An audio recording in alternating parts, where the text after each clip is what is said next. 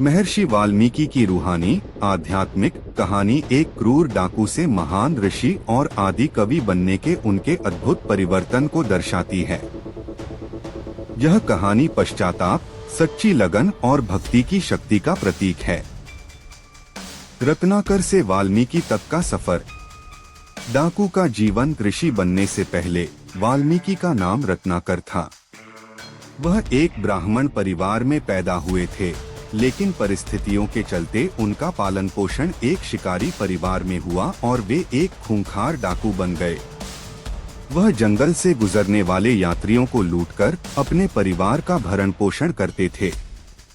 नारद मुनि से भेंट। एक दिन रत्नाकर ने महान ऋषि नारद मुनि को पकड़ लिया।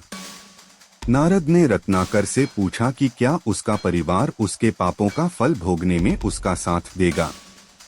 जब रत्नाकर ने अपने परिवार से पूछा तो सभी ने इससे इनकार कर दिया। यह देखकर उसे गहरा सदमा लगा। पश्चाताप और दीक्षा अपनी करनी पर पछतावा होने पर रत्नाकर ने नारद मुनि से मोक्ष का मार्ग पूछा। नारद ने उसे राम नाम का जप करने की सलाह दी, लेकिन रत्नाकर इतना पापी था कि वह यह पवित्र नाम नहीं बोल पा रहा था। तब नारद ने उसे उल्टा मरा जपने के लिए कहा।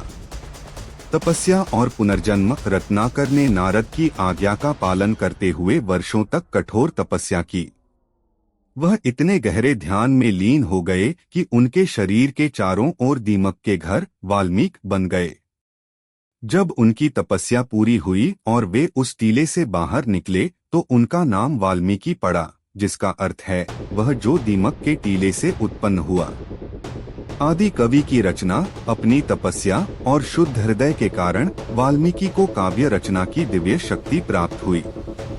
एक दिन तमसा नदी के किनारे उन्होंने एक शिकारी को एक क्रौंच पक्षी के जोड़े में से नर पक्षी का शिकार करते देखा।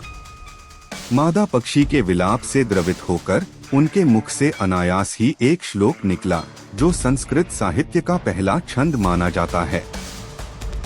इसके बाद उन्होंने ब्रह्मा के निर्देश पर भगवान राम के जीवन पर आधारित महाकाव्य रामायण की रचना की। कहानी का आध्यात्मिक महत्व। परिवर्तन की शक्ति। महर्षि वाल्मीकि की कहानी यह सिखाती है कि कोई भी व्यक्ति अपने अतीत के पाप